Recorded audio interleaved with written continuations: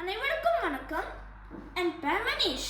இன்னைக்கு நான் மகாகவி பாரதியாரோட பாடலை பாட போறேன்.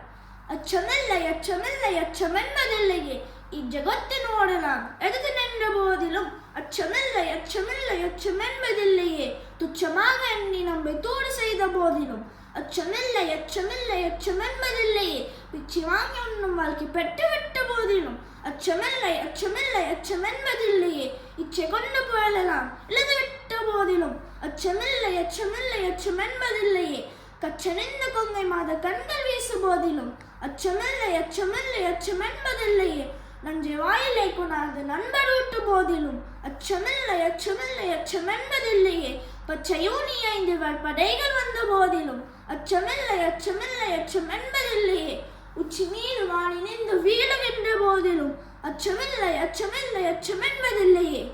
நன்றி, வணக்கம்.